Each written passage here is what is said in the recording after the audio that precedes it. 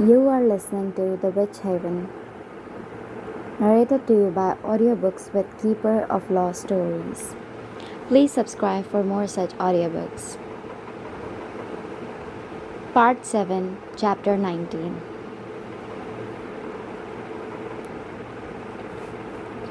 It shouldn't come as a surprise that Finn wants more too. He comes to me in a dream, as handsome and exhausted as ever. We are in the Blockula again. It's dusk here, painted in brilliant orange and purples. It's been difficult to find you, he greets me. His hands are in his pockets, his curls wild. I'm wearing my nightdress, hair undone around my shoulders. Sleep hasn't come easy.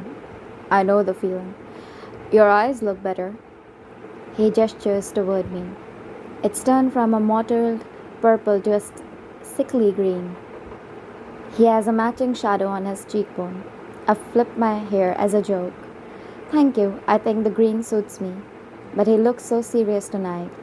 The gesture does not get even the smallest smile out of him. His stony face makes me nervous. I don't have long, but I do have an exact question. I try to keep my tone light despite my anxiety. Go on. Instead of our usual lesson this week, could you meet me just past the oak trees that line the path to Haxhaven, 6 p.m.?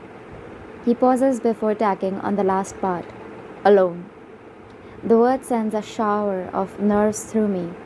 That's right during dinner. I'm not sure. Why? Have you found something else? Is it the scrying mirror? I have to go. I will be waiting for you. I do hope you come. And with that, he is gone. I wake, angry with myself because I already know I'm going to do whatever it takes to meet him. Leaving in the daylight during a meal is more dangerous than anything I've attempted at Haxhaven yet. I tell Maxine that lessons with Finn are cancelled this week, that he wants me to sneak out, believing that he's found something important for the spell. Her face is disappointed, her answer non-committal. But 3 days later, she braids my hair while Lena shoves pillow under the covers of my bed. No amount of punching and fluffing is going to make that look like Francis, Maxine says in between tugging so hard my head is pulled backward. This was your plan, Lena exclaims. She throws the kilt up over the pillows and it kind of looks like a human body if I squint my eyes a little. I did not say it was a good plan, Maxine retorts. Neither of you are filling me with much confidence, I sigh. As your friends, I feel it's our moral duty to tell you when you're being stupid about a boy, Maxine says. That's not fair. And as your friends, she interrupts me, it's our moral duty to not stop you. She finishes my braid with a coil of black satin ribbon. For a moment, I wonder if this is what it feels like to have sisters. But Maxine interrupts the thought with a hard flick to the soft spot of my neck just below my ear. What was that for? For luck. You ready? She presses her gate key into my palm, as I'll ever be. I toss my cape on, wishing I could wear something prettier than my uniform to meet Finn. But rule number 1 of sneaking out is don't draw attention to oneself.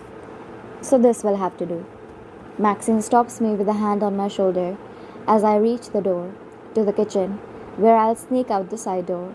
In the bustle of dinner hour, no one will stop me. You owe us a favor now. You do realize that? You're keeping score? I ask. She tilts her head and raises her eyebrows. Ah, there's already something you want, isn't there? I say. It's fun, this push and pull. Maxine once told me not to be boring and I've tried not to be. But she must know in her heart I will give her whatever it is she wants. Finn is waiting for me down the road just as he promised he would be, leaning on the driver's side door of a Model T in his black coat. He looks every inch the villain in a gothic novel, and although I'm still upset about what happened in the Commodore Club, my heart hiccups at the sight of him. Right on time. His smile lights up his whole face, like a sunbeam cutting through clouds. They don't call me Francis Hallowell, Haxhaven's most rebellious pupil, for nothing. He laughs. Who calls you that? I thought you and I could start a trend. I bite the inside of my cheek to keep from returning his smile. Alright, little rebel. Hope, hop in the machine. I want to get there before it gets dark. Did you steal this? Borrowed, he says. I'm not sure if I believe him. Where are we going? It's a surprise. Did you find something?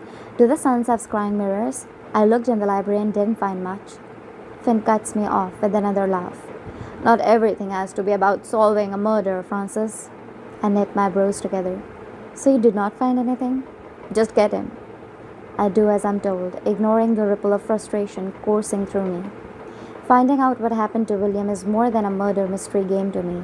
We can't talk over the noise of the engine, so for 25 minutes I'm left with nothing but my anxiety for company. The sky is a brilliant pink, a perfect fall sunset, when the automobile finally begins to slow.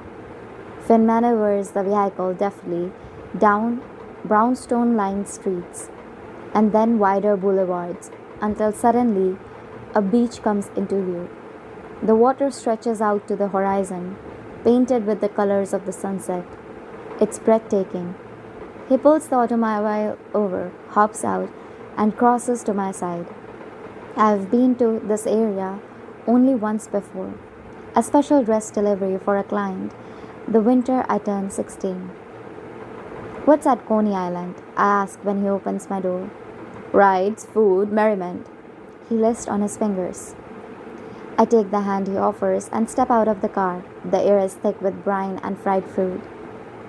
They did not find another body? I'm confused. No dead bodies. No mysterious documents. Just a little fun. He looks at me, his face open and hopeful.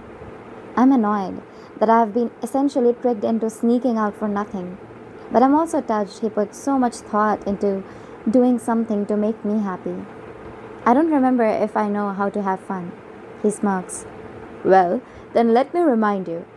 Luna Park on Coney Island is something out of a fairy tale. 250,000 electric lights have the dying day lit up like the middle of the afternoon. Around us floats a chorus of tiny carnival music, punctuated by swooping roller coaster screams. We walk down the weathered grey pier, and the smell of seawater makes me feel lighter. I close my eyes and inhale deeply. For one night, let this be enough. The ticket booth sits beneath a bright yellow crescent moon, bigger than the Haxhaven dining table, painted with the word Luna. Behind the main marquee stretch the spires and turrets of the buildings of the park, laid out like a miniature European city. Finn pulls a handful of coins out of his pocket and rubs up on the ticket counter. 2, please. The man at the desk grins under his mustache, rips 2 red tickets off a roll as big as my head, and pushes them through the slot under the window. Have fun, kids. Finn's fingers brush my palm as he passes me mine. 17 years in New York City, and I've never been to the rides at Coney Island, I marvel. How lucky I am to be the one who takes you then. The breeze of the ocean pushes Finn's curls into his face. He brushes them away with a smile that flashes white under the electric lights. We pass through a metal turnstile and onto a broad walk bustling with people, wrapped in fall coats, scarves, and wool hats. I tug my cape around me, aware of how odd I must look around them. Pinwheels taller than I am are illuminating with spinning red and green bulbs. A tower dotted with over 1,000 white lights is posted in the middle of the centerpiece. The strange newness reminds me a little of my first magic class. The exhilarating knowledge that this world holds so many things I haven't yet seen. Finn casts a glance at me, and the corners of his mouth hitch up. You are pleased? I hope I never get used to the charm of his accent, the way it makes everything he says sound like a song. My nerves buzz like the electric lights. I'm not sure. I'm foolish for letting myself have this moment. It's like Finn can read my mind, because he reaches over and brushes my hand with his pinky. You are allowed to be happy. It's what he would want. I sigh. It's just, It just seems like such a waste that all this exists and he is not here to see it. I know what you mean. But nothing mattered to William more than your happiness. Did he say that? No, I could just tell. It was the way he talked about you. Thank you. My words are clipped. It's hard to experience happiness without guilt, one of the more unexpected side effects of grief. I've upset you. He sounds distressed. No, no, I'm just tired. Can we go write something now? Finn looks down at me, an intense fondness in his eyes. I think I know one you will like. Together we push through crowds and make our way across the park to a bright blue tent emblazoned with the words Witching Waves. A man perched on a bar stool takes our tickets and waves us into a buggy like contraption, one of maybe a dozen haphazardly scattered around a ring about as big as an ice rink. The floor is made of sheets of corrugated steel, the walls around it of painted plywood. The buggy is low to the ground. Finn grabs my hand to help me in an as to navigate my skirts. It's a simple gesture, more politeness than anything, but it sends my heart kicking like a drum. He catches my eye, and for a fraction of a second, I'm sure he feels it too. This electricity between us. He slides in next to me, pressed dangerously close. I'm wearing a wool skirt and a chemise under that, but still I can feel the heat from his thigh against mine.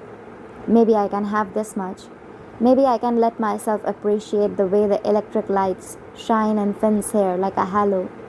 Maybe I can turn off the overthinking switch in my brain for one night and stop asking myself why I am so afraid to feel something good. More people file in behind us. A few other couples, some young, some old, two sisters with matching ribbons in their hair. A pair of rowdy boys, close to my age. The striped shirt ticket taker looks bored as he shouts, "Keep your hands to yourself and inside the buggy at all times." Then, without ceremony, he cranks a lever the length of my forearm. There's a moment of anticipation as gears begin to click and whir underneath us. Then the sheet of metal our buggy sits on top of pitches up, and our buggy is sent careening across the ring. Before we can hit the wall, another section of the floor lurches up, sending us flying in the other direction. The whole floor comes alive like the ocean in a storm. There are buggies flying, and the rink fills with screams, whoops, and hollers. Organ music swells, a jerky rendition of The Entertainer. We crash into the buggy holding the sisters, and I don't know if I scream because I'm having fun or because I'm terrified. All I know is that my heart is in my throat, and Finn's hand is clutching my knee. Finn is smiling, a grin of pure joy, laughing wildly every time our buggy crashes into another. I love his smile. His bottom canines are just a little too sharp, like a vampire. Either I'd never noticed before this moment, or he's never smiled this wide for me to see in the oppressive gloom of the park. I prefer this version of us, a Finn and Frances illuminated with a rainbow of electric lights, with freedom to laugh as loudly as they please. And for the first time since William died, my grief and mourning and all the fury that consumed me flies away and out of my reach. Like 100-pound weight has been lifted off my ribcage, and I'm finally able to take a full breath. I feel happy. But there's melancholy even in that. I'm terrified to face who I am without my sadness, what is left of me without it. We ride the witching waves twice more, and after we get funnel cakes piled high with whipped cream and strawberries. Then Finn pushes me into something called Shoot the Chutes, which involves riding a small boat down a slide into a pool of water. I laugh even when the wool of my skirt ends up soaked through. Finn's hand-knit sweater hangs damp and heavy off his shoulders. Any regrets, DRC? I laugh. Oh, a million. But regrets about tonight? None at all. I blush, but I tell myself it's simply a survival mechanism, blood rushing in to fight the chill of my damp clothes. Time moves faster outside of Haxhaven, and I'm surprised when the clock tower chimes 9. I need to be back by 10, I say to Finn. All right, Cinderella. A spun sugar for the road? How could I refuse? Picking at an enormous cloud of the treat, we make our way to the Model T parked a ways off the pier. Thank you for tonight, I say to break up the hollow sound of our feet against the boardwalk. The lights of Luna Park glint off the navy blue ocean, which hint the shore with a soft hush back and forth like a lullaby. Above us, the starless sky is dark and quiet. If I listen carefully, I can still hear swooping screams, but in this moment, it is easy to imagine Finn and I are the only two people on Earth. Well, I had some things to make up for, didn't I? Also, I just wanted to spend some time with you, not Haxhaven Francis, just regular Francis. I think sometimes you forget you're only 17. I feel 150, and also maybe 5. An elderly toddler, the world's oldest idiot. I know too much and nothing at all. He doesn't laugh at my joke, but tilts his head to the side and looks at me. Quietly, he whispers, You are allowed to just be yourself sometimes. His gaze is so intense. I break it like a coward and shake the thoughts girls aren't allowed to have out of my head. It would be easier if I knew who myself was supposed to be. Finn stops on the moonlit boardwalk. We are far away from Luna Park now. Only the faintest jangle of music is still audible now. Finn sits down right there on the weather-worn dock, dangles his feet over the side, and pats the space next to him. He places his hand in his lap and looks at me expectantly. Well then, let's get acquainted with her. I sit down next to him. Close enough we are nearly touching, unsure of what he means. What do you like to do for fun? He asks. I look at him laughing. What? He stares back. I want to touch him so badly. Or maybe I just want him to want to touch me. We have never been alone together for so long in real life before. He's so much more vivid here than the dream space. He's solid and alive. His voice goes quieter. It's a simple question. I blink a few times and attempt to come back to myself. I have a conversation to focus on. I can't lose myself in staring at the veins of his hands. It's just, I don't have much time. He raises a finger, correcting me. Ah, but I did not ask you how much time you have for fun. I asked what you like to do for fun. I laugh. Fair enough. Embroider and read. And sleep. He's staring at me probably now. What do you like to read? In school, like the Brontes, I admired their flair for the dramatic. Digging up your childhood sweetheart's bones because you miss them takes commitment. At this he snickers. Sounds like something I'll have to read. What about you? Do you have a favorite book? He shakes his curly head. No, this is about you, not me. What's your favorite color? The answer comes more easily. Lilac. He drums his fingers against the dock. Why? It was the color of the only dress my mother ever sewed me. She made it for Easter when I was 7. I thought it was the prettiest thing I ever saw. Summer or winter? Those 2 specific weeks each fall when the weather is cool enough. You don't sweat, but not so cool you need a coat. Diamonds or rubies? I pause to think. Garnet. That's against the rules, he grins. I wasn't aware there were rules to what I'm allowed to like. I nudge his shoulder with mine. I would like to keep touching him, but I pull away. He chews on his lip, pausing before his next question. One place in New York you would really like to see. I've always wanted to buy a dress at a department store on Fifth Avenue. I can picture a store all lit up with lush cream carpets. I would walk in wearing a wide-brimmed hat festooned with feathers, and no one would think I did not belong. His hand inches closer to mine, but does not close the gap. One place in the world you would really like to see. This one is harder. I rack my brain and sigh. I've never imagined a life in which I'd ever leave New York. Finally, Finn leans over and rests his head on my shoulder. I go perfectly still, terrified to do something that might make him move. I like it so much. The warmth of his skull right next to mine. I'd like you to show my Ireland. I'd like that too. All the drive back to Haxhaven, the game continues, with us shouting over the din of the engine. Favorite flower? Hydrangeas. Best thing you have ever eaten. The sticky buns at Haxhaven. The worst? William once tricked me into eating a spoonful of congealed gravy. It was even worse than you're imagining. Finn laughs and slaps a hand on the steering wheel. Classic. He pauses, opens his mouth, and closes it. Worst fear? He asks after a moment. My stomach sinks. I wish I had an easy answer, like spiders or heights. Even being afraid of never finding William's killer would be an easier answer than the truth. I could lie, but I don't want to lie to Finn. He wouldn't lie to me. Never having a family again, I finally say. The silence between us is stretched thin. The car slows as we approach the oak-lined lane leading up to Haxhaven. You'll have a family again, I promise. What about you? What's your worst fear?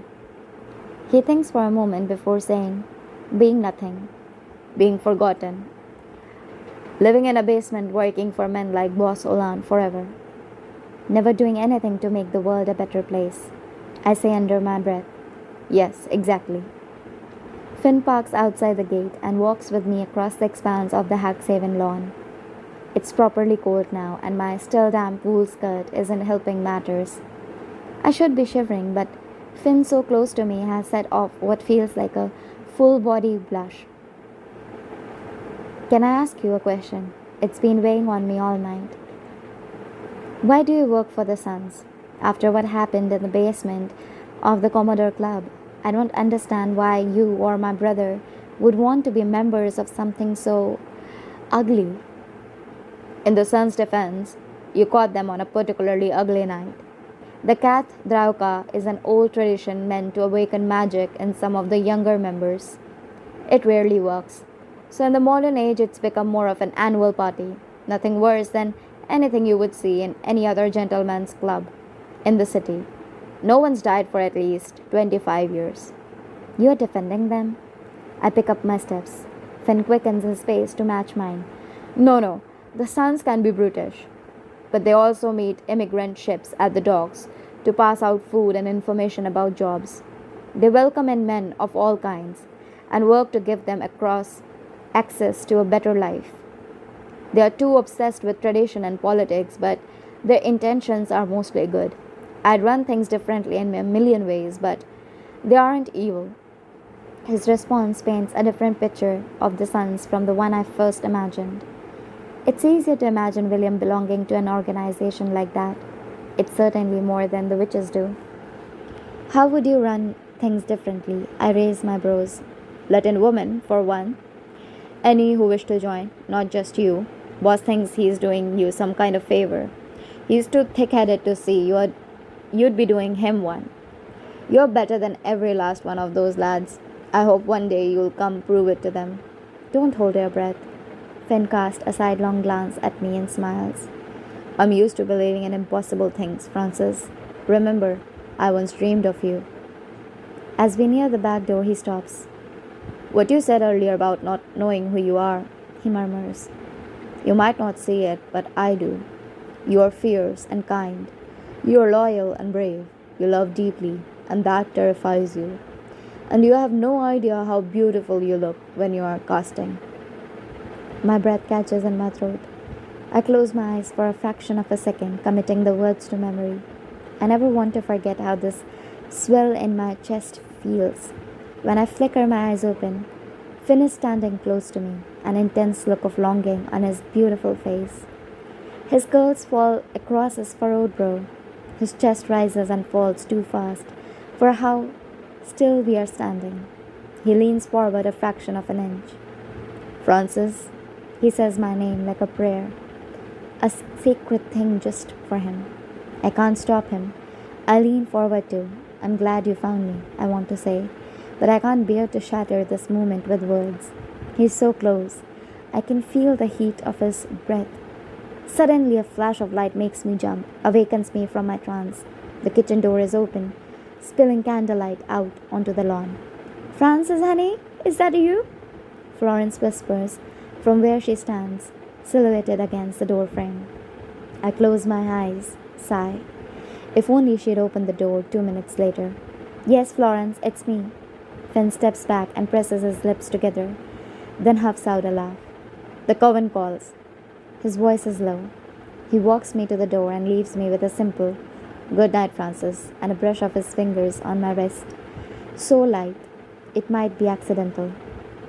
"Ma'am," he nods to Florence. She stares him down as she shuts the door. Alone in the kitchen now, she hands me a steaming cup of tea. "Be careful with that boy." "There's nothing to worry about him." "There's always something to worry about with boys who look like that." We are silent for a long moment. I sit down at the table. She stays standing, looking down at me with maternal concern. "Why are you helping us?" I ask her. "If I could stop you, I would. But I remember what it's like to be young. And if I can't help you make better decisions, I will do my best to reduce the damage of the bad ones." "How do you know this is a bad decision?" It comes out more defined than I mean it to. She shakes her head like there is so much I don't understand. "Just a feeling."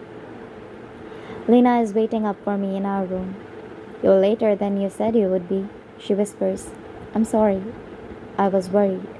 I sigh and sink down onto the bed. The drive, with the witching waves and Finn's mouth so close to mine, have left me rattled. "Ruby threatened to tell. Maxine had to give her a necklace to buy her silence." "Well, I can't pay her back for that, if that's what she wants." "You know, that wasn't what I meant." Lena rolls over to face away from me. No, I'm sorry, I know it wasn't." There's a long stretch of silence. Then Lena whispers again. "Did you find anything else? Was it the mirror for the smell?" A wave of embarrassment hits me square in the chest. I put my friends in danger tonight because I believed I was doing something worthwhile. Instead, I ate sponge sugar on a boardwalk and careened down a water slide. But still, I can't bring myself to regret it. "No," I whisper. "It didn't pan out. You'll have better luck next time." "I hope so." The room is so still. I think Lena must have drifted off to sleep, but her voice cuts through the darkness once more. "Francis," she whispers. "Yes, Lena." "Are you being careful?" "Of course," I lie. "All right." "Why do you ask?" I whisper. She sighs, then rolls over again. "I suppose they teach the clairvoyants to suppress their visions, so it could just be that, but..." A soft tapping of rain starts at the window. "But I don't see your future anymore." "My future?" The fizzy warmth I felt just minutes ago is replaced with dread. "I don't usually see much. I used to see glimpses of us at dinner a few weeks from now, or us playing cards or talking in Maxine's room. Nothing remarkable. But lately, there's been nothing. Like a blank space where you used to be." I pull my kilt up to my chin to combat the chill that rolls through me. "Nothing at all?" "Nothing at all," she confirms. "It probably doesn't mean anything. I just thought I'd mention it." I pause, listening to the rain. "Are you telling me you have been cheating at cards this whole time?" I joke to break the tension, to help push down the fear climbing up my spine. For a second, I secretly wish I was back at Luna Park, where flying felt like freedom. Lena huffs a laugh. "I don't need magic to beat you. You're a rotten card player." "Thank you for telling me," I whisper into my pillow. Her voice is strained. "Please be careful." I cling to her words like a life preserver. "It's probably nothing." Chapter 20. Mid-November marks the final death of orange fall leaves and heralds the arrival of rain that freezes into ice on the lawn. If I were a month, I think I would be November. Sad and cold and unremarkable, lacking the commitment required of being a fierce thing like January, like Maxine. Lena would be April, sunshine and rain, quiet and strong. A few days after my jaunt to Coney Island, Maxine meets me after history class and asks me to follow her to the courtyard of the dining room. The sky is grey and misty, but not cool enough to merit the wool Haven cape. So I unbutton it and drape it over a stone bench. This weather is rather melancholy, I say. It seems fitting, she answers. I hope you're ready to stop moping. I'm calling in my favor. Maxine knows all about my night out with Finn. She wasn't as mad as I thought she would be when I returned empty handed, with nothing to report of new spells or bodies in the bay. I haven't yet had the heart to tell her about my future disappearing from Lena's visions. She'd either laugh it off or take it seriously, and I don't know which would be worse, so it remains Lena's and my secret. Alright, spit it out. I want to practice what you did at the Commodore Club. I'm taken aback. I expected something like doing your laundry for a week. I'm offended you think I'm that boring. You want me to launch a bottle of whiskey at you? I try to brush her off. It's easier than telling her I'm scared to try. No, stupid. I want you to try to manipulate my body. My eyes snap to hers. I'd rather do your laundry. To try to control Maxine is both intimate and invasive, in a way that makes me feel slimy and like a bad friend. But more than that, I fear the way I still crave the exhilaration of the power. Using it feels like walking on the edge of a knife. One wrong move and I might slip and become someone I no longer recognize. Before I can explain why it's a bad idea, Maxine mutters a word under her breath, and a tree branch comes flying at my head. I call the power and take control of the branch. But before it hits the ground, another is flying at me, then another, then another. She is stripping a young birch tree bare, hurling twigs and branches at me. I cannot stop them all. They scrape my exposed upper arms, and one even whips me across the face. I feel shock at first, then numb disbelief that she is doing this. Then comes the hot poker of anger. Stop! I yell at her. I shield my face with my forearms, giving up on any attempt to use the magic to stop them. You can't stop the tree, Maxine yells, full of glee. You have to stop me. If she means this to be another sisterly bonding activity, she's failing. I'm not having any fun. Christ, Maxine, I wail. This isn't funny. I'm not trying to be funny, she taunts. She enchants the gravel next, and it comes at me, hitting my ankles, one after another. Each pebble leaves a stinging welt in its wake. Stop! I sweep my arm in an arc above my head. The sapling springs upright and stops moving all at once. I'm enraged at her outburst. She's like a child, throwing a fit because I won't play her stupid game. Is this because you're jealous? She looks at me with disgust. It's because I'm bored. If I had the power you have, I would practice every single day. I wouldn't waste it moping. Maxine does not know the hours I've spent in the library, or all the time I've spent alone in my room trying to manipulate hairpins. She also doesn't know about Box Olan's offers. I'm so mad. I think about accepting it, leaving just to spite her. It's not my fault you're dissatisfied here, I snap. Maxine scoffs. We all bend over backward, trying to help you, but the minute I ask you for a single thing, it's the end of the world. You act like you're the only person who has ever felt an emotion. Her words sting. You can't ask me to do this. The fury in her eyes dim. Her face falls, and all power and determination leaches out of her. It's as if she's a star collapsing in on herself. She sinks down on the bench, her shoulders crumble inward. It's not fair. My anger retreats as quickly as it came. Her usually fox-like face is soft and flushed, like she might cry. I sit down on the bench next to her and put my arm around her bony shoulders. I know. What makes you so special? She looks at the ground as she says it. A single fat tear hits the stone bench. I don't know. I answer honestly. I wish I did. If I could give the power inside me to Maxine, I don't know if I would, but I know how much it hurts to want more than what you have.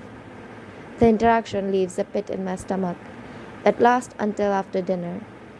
If I am gifted with this power, when others are not, what do I have to show for it? What have I really done? I'm wasting the gift I have when others like Maxine would do anything to possess it. And maybe Maxine would do more, be better.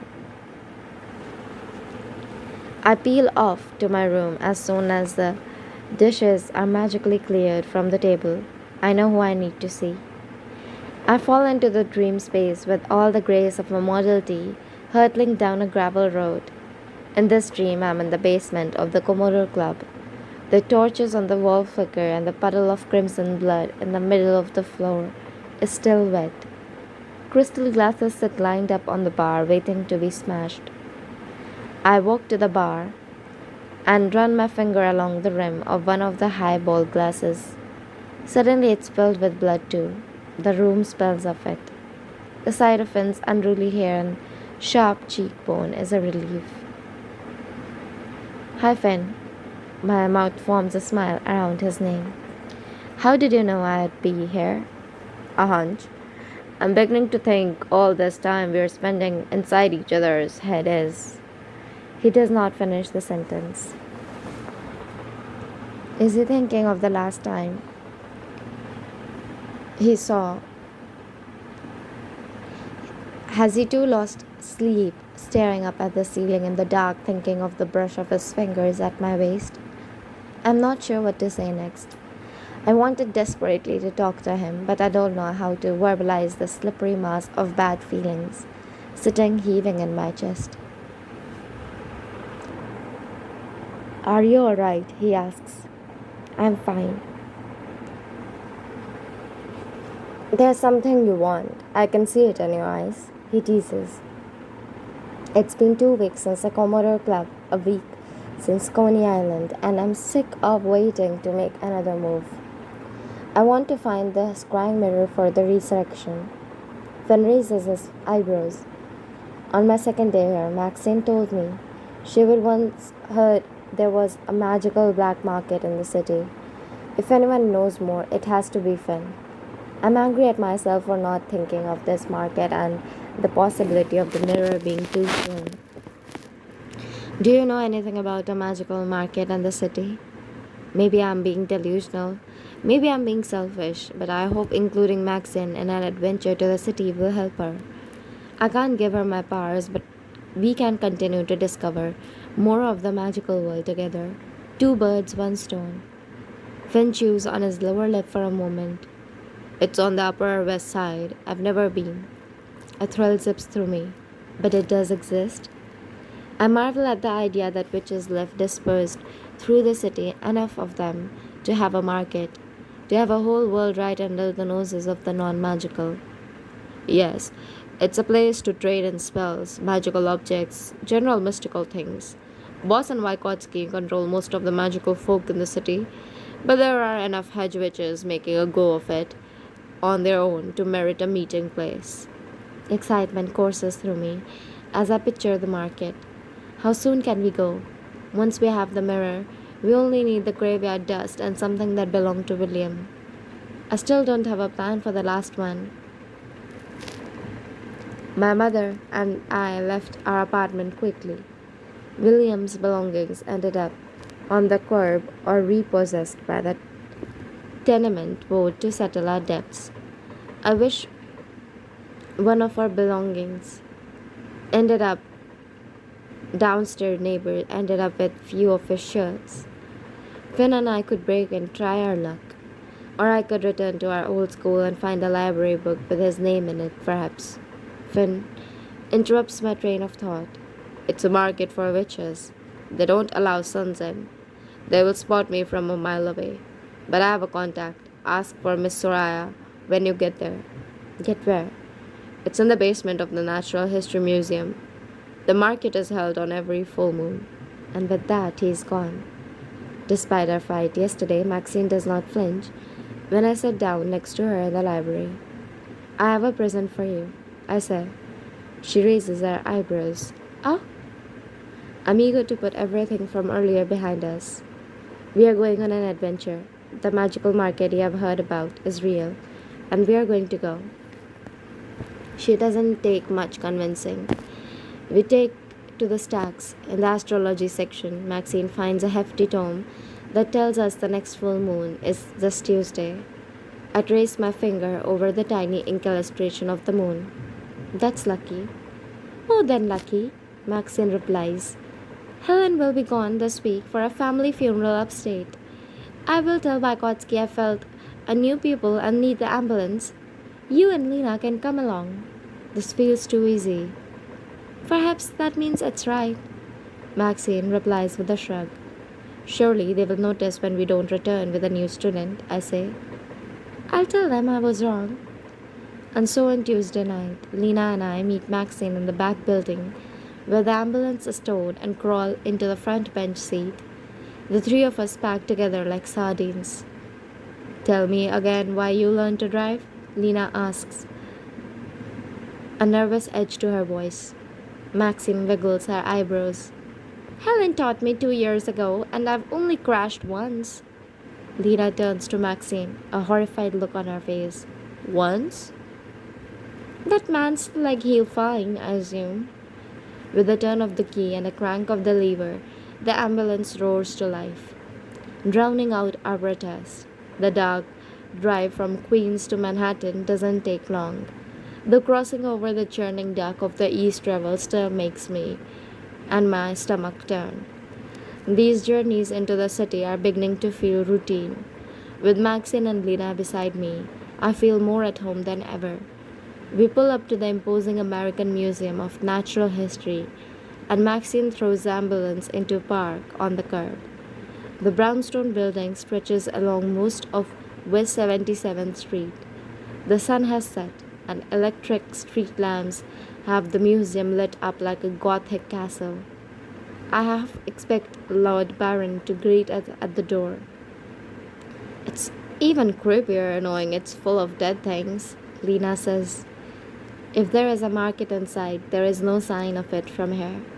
The street is quiet. The windows of the museum are dark. We see no figures moving inside or out.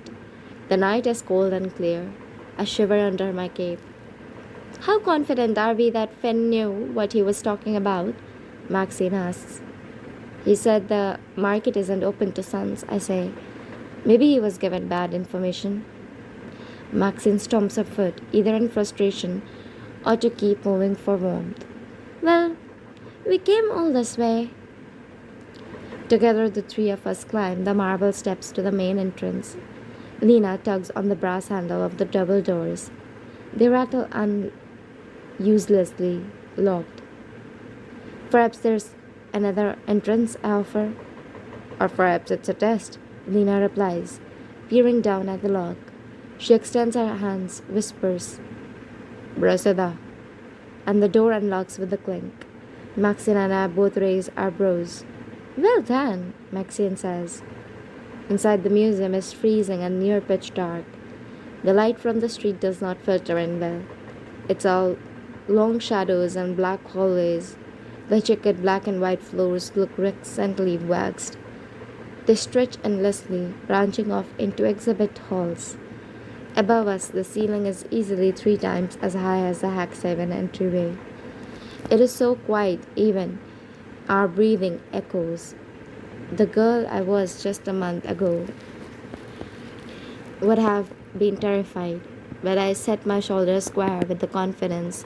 There is nothing in this building more terrifying than the three of us. Well, Francis, what do we do now? Maxine whispers. It's a fair question, one I don't have the answers to. I look along the 4 dark halls extending from the atrium. None have any sign of life, as quiet as the dead animals they house. The clicking sounds of feet on the marble floor make the three of us go still all at once. Lena has my hand in a vise. Maxine clutches my shoulder, and then, from one of the many branching halls appears a woman. She is wearing a long black dress. Her dark hair is pinned back in a bun, serious enough to match the look in her eyes. She's a middle aged, perhaps mid-40s. How'd you get out? She asks us by way of greeting. The crystal necklaces she wears clack together with each step she takes. Does it matter? Maxine stands up tall. No sign of the fear that had her clinging to me moments ago. Regardless, we can't stay long. Finn said you were smart. The woman's face softens a bit. I am Miss Soraya. I suppose you'd better follow me. Miss Soraya takes us down a nondescript staircase, then through a dim catalogue room filled to the brim with shells of dead birds. It stretches on for what must be the better part of a city block. Some of them are in jars that glow a little green in the low light. Others are let out gently, their tiny dead feet wrapped in twine. This whole place gives me the creeps. Miss Soraya stops at a dark wood shelf labeled Rare Birds of North America. She smiles. The corners of her mouth go out instead of up, so it isn't exactly reassuring. With a gloved hand, she feels along the shelf until she finds a seam. She pushes, and the wall swings back, revealing a secret door.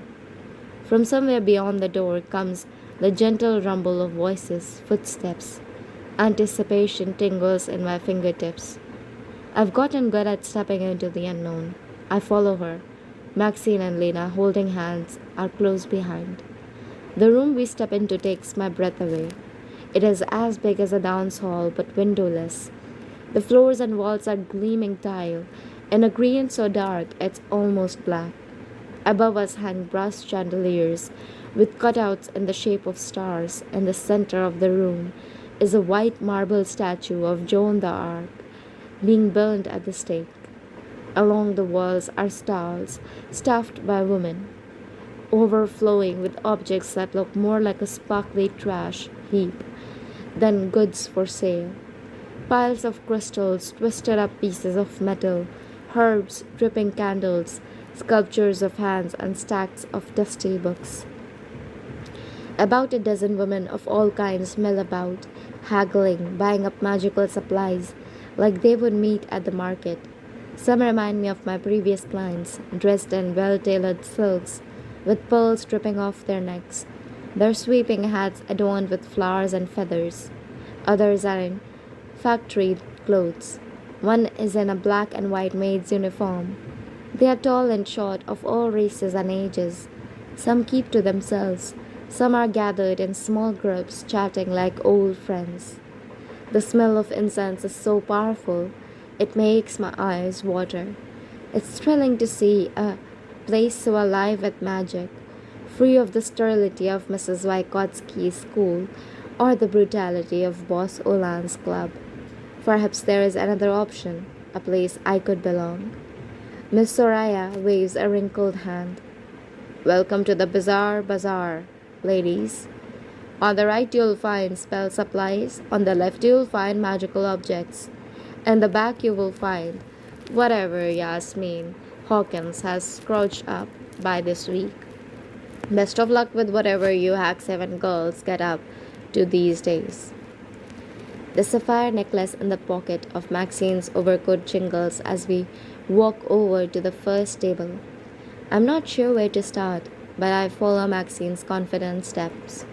It's her job to cart girls off to a fake tuberculosis sanitarium. I suppose asking a stranger at a magical black market for a mirror can't be more difficult than that. In awed silence, Maxine, Lena, and I flit between tables. One is covered with tall tapers and all the shades of the rainbow. Another sells divination cards. At the table next to me, a middle-aged woman presses a hagstone into Lena's hands. She passes me one too. It's smooth like a river rock, but with an oblong hole through the center. I can't pay you, I reply confused. She shakes her head. You need it more than I do.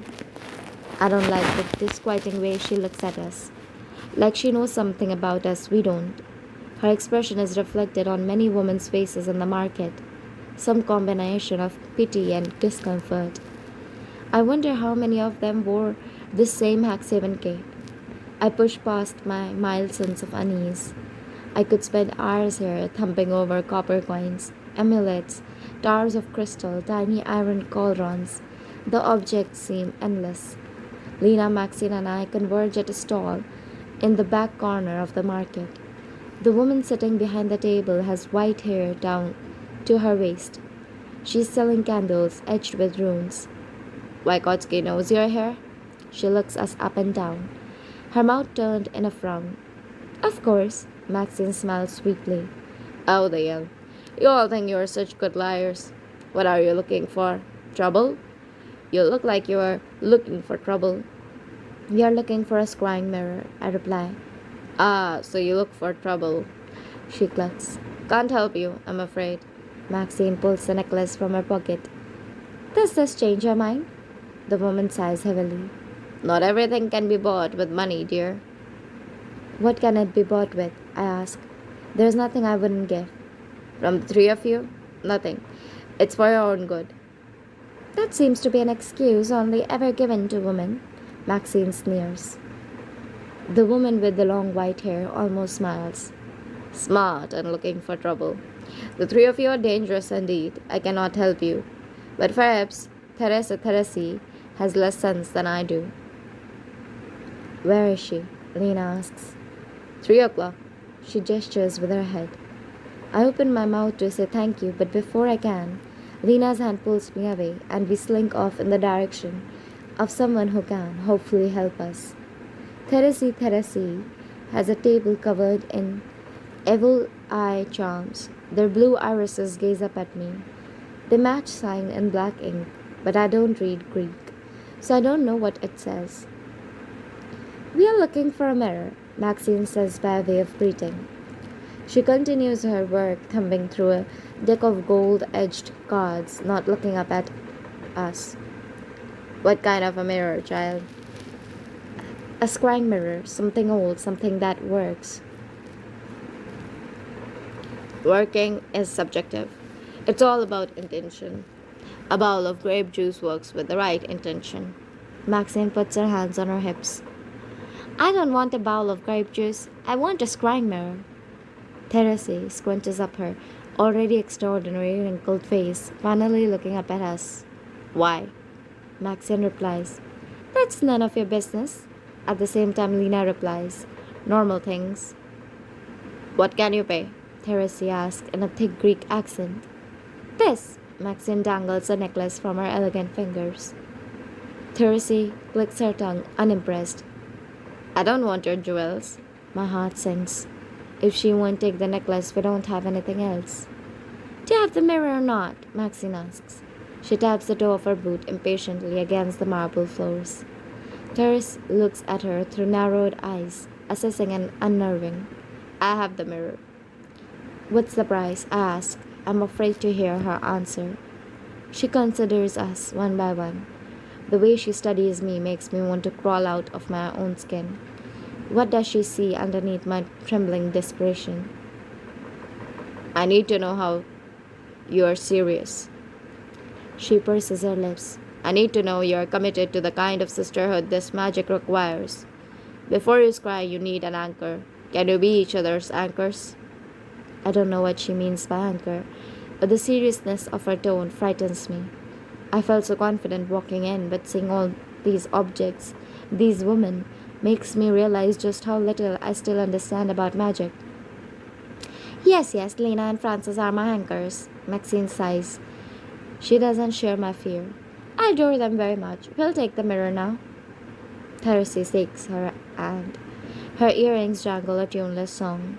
Not so fast, child, she scolds. Tell me about your sisters. What about them? Maxine replies, like she finds the question ridiculous. Tell me how they got their magic. I don't know what I was expecting, but it wasn't this. The same way we all did. The tapping of her foot is getting louder, faster too. Their souls are both a gift and a curse. We get it. Spare me the lecture. I beg you. No. Therese shakes her head. Tell me about the day it happened. Frances killed a man. Lena might have too. I didn't. Lena speaks up from behind me. See? Therese shakes her head again. You don't know each other at all. How can there be trust without knowledge? We know other things, Maxine says.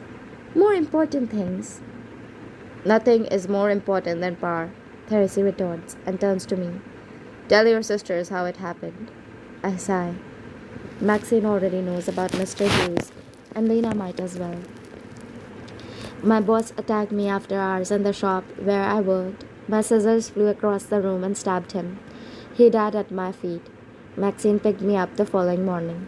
It's a little cathartic telling the story like this to people who understand. And you? Therese gestures to Lena, unfazed by the murder I described. Lena takes a big deep breath and closes her eyes. Her jaw clenches, and I can feel the hesitation brewing within her, the pain of recounting whatever happened.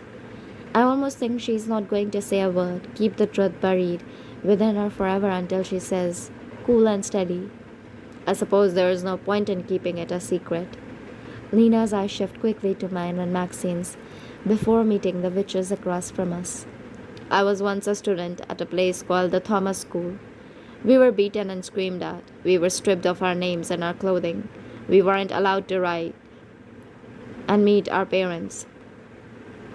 In the winters, when students would die, but the ground was too frozen to dig graves, they would stack the bodies in the attic. I had to share a cot with another girl, and at night she would cry so violently she would be sick. I was 15 when they locked me in a shed for mouthing off to a teacher. Lena's voice hitches, but only silently. The nun said to pray the devil out of me, but I did not see the devil. I saw myself at Hack 7. Maxine and Helen arrived 3 days later to test every pupil of the Thomas Indian School for tuberculosis. They only took me. Now, she lifts her chin up toward Therese. Are you quite satisfied? Maxine's eyes are big and teary. She reaches out and grabs Lena's hand. They are sharing a memory I'll never understand. A question escapes my lips. Why? Why would they put you in a place like that? She shakes her head sadly. How do you kill an entire people? You take away their children, you take away their language and their stories and their culture. But I am Onondaga. That's something they could not kill. I take her other hand in mine. I thought coming here would help Maxine get out of her rut, but instead I've made Lena dig up painful things for my own purposes. She's reluctant to let us in emotionally, and now I understand why. Therese smiles, but her eyes are glistening a little too. See, you don't need each other at all.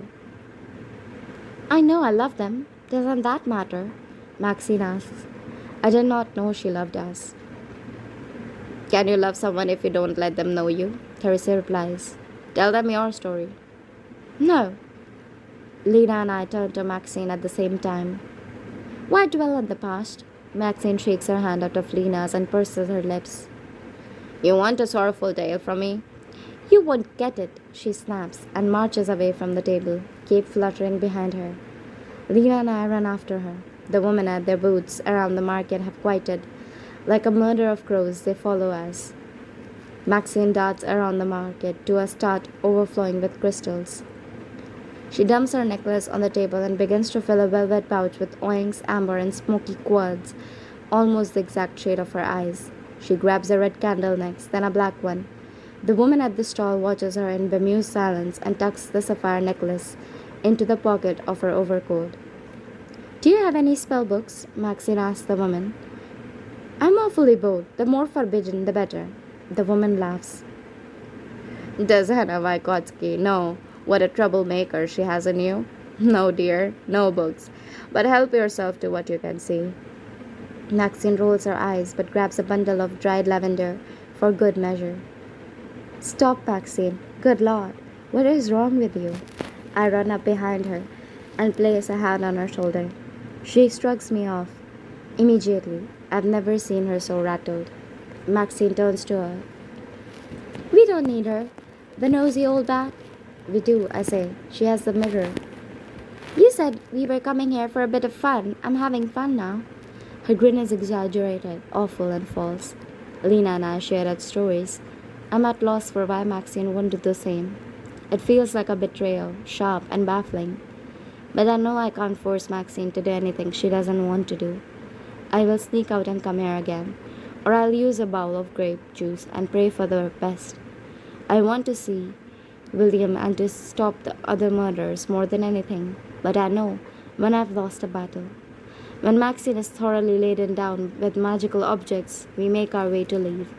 The market isn't crowded, but the quiet voices of a few dozen women have the atrium buzzing like a beehive. It's loud enough that I don't hear Therese until she is right behind us, tiny, hunched, and holding the mirror in her hands. She is breathing heavily, like she just ran the length of the room to reach us. She barely comes up to my chest, but her sudden appearance makes me jump. If you want it, it's yours.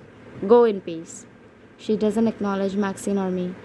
It takes me a minute to realize what's happening. She presses the mirror into Lena's chest. Lena looks as baffled as I feel, holding it slightly away from her body like she's scared of it. I can't pay you, Lena replies. I don't ask for payment. Just come see me again, child. Lena tilts her head. Why? The old woman reaches up and pats her cheek. I like the look of you. Perhaps we knew each other in another life. Thank you, I say. The scowl that crosses her face makes me regret saying anything. I'm not giving it to you. Better run along home before you are punished with something worse than detention. Lena clutches the mirror against her chest, all the way to the ambulance. It's awkward and silent between the three of us nearly the whole way home. The drive feels long, but no one steps out of the ambulance upon arriving in the driveway. The three of us sit in the dark, listening to the groaning of the engine as it winds down. The evening is dark and cold. What few leaves remain are turned blue by the light of the moon. No noises come from the park. Over the wall, the edge of the mirror glints golden against the black of Lena's cape. Finally, Nina speaks. I have one request. I raise my eyebrows. A useless expression in the dark. Francis, the mirror is yours, but I would like something in return.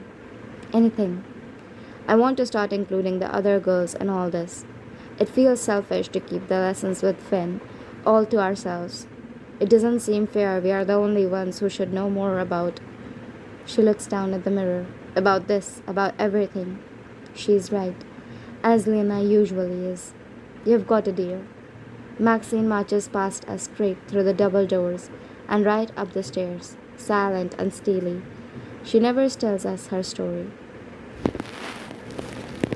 To be continued. If you're liking this audiobook so far, please consider giving this video a like and subscribe to the channel if you haven't already. As I said, your comments, your views, your likes really motivate me to create further content, and I hope you keep encouraging me to continue this channel. Thank you.